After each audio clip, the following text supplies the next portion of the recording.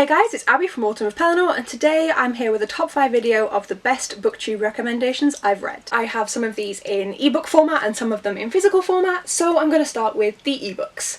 First up is Saga. Most of you have heard of this. This is a graphic novel series. Why does my breath feel weird?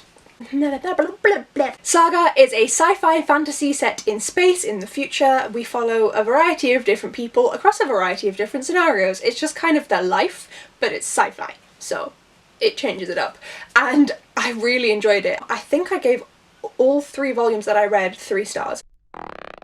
It was very much enjoyable and I can understand why people recommend them. However, I haven't read them since 2017, 2018, so I can't remember too much about them, but I just remember they were really emotive and the art style was really beautiful, so I do recommend. The next one is Rebel in the Sands by Alwyn Hamilton.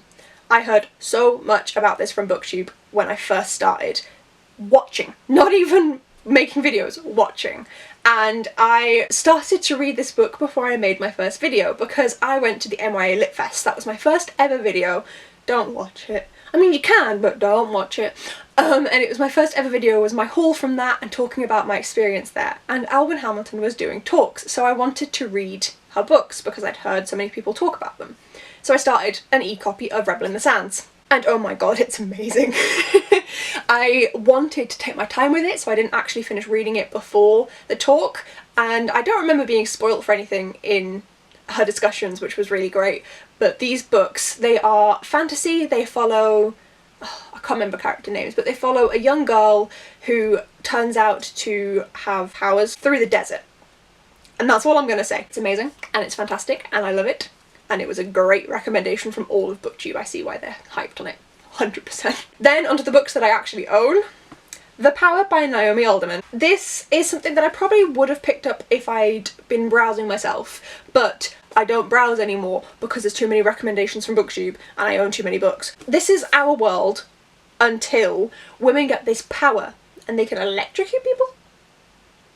I assume so. It says with a flick of the fingers they can inflict terrible pain, even death, and it's got lightning bolts, so I'm pretty sure it's electrocution.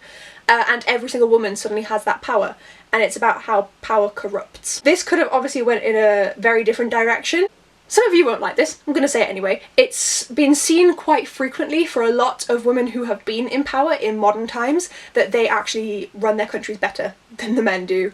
Main example right now is New Zealand. That Prime Minister is great. I wish I lived there. My partner keeps asking me to find a job there because he wants to live in New Zealand. I don't know if this is accurate because women seem to be raised to not be like that, which is crap in itself, but it then means that we aren't like that, but this does that.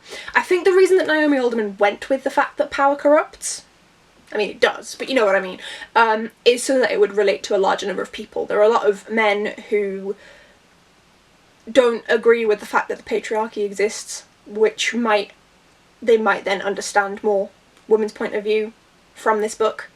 So I think that's what she was trying to do. In terms of the message it's giving, there's lots of like mixed signals there, as you can tell, but in terms of just the actual straight up book itself, it's really enjoyable, it's really interesting, it's really fast paced, and I really enjoyed it. Keeping within the adult book theme is The Girl in 6E by AR Torre. I saw Lily C. Reeds mention this first, and then obviously lots of other people, so when I spotted it I just had to grab it.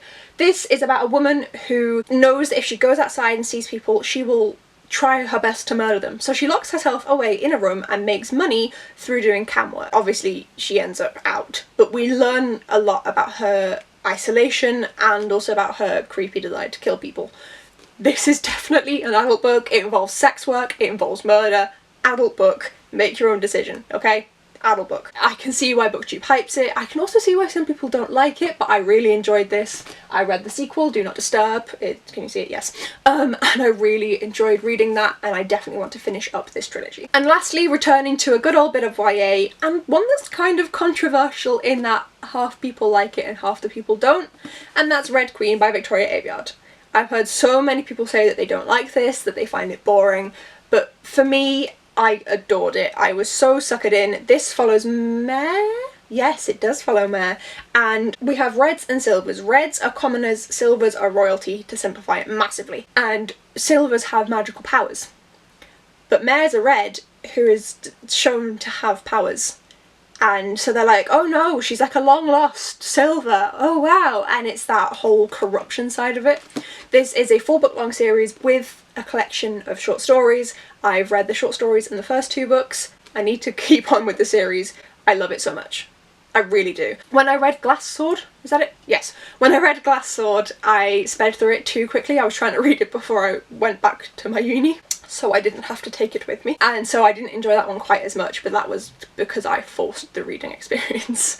And I am really looking forward to reading the rest of this series and seeing how it goes. And those are the 5 books that I'm very happy BookTube recommended to me.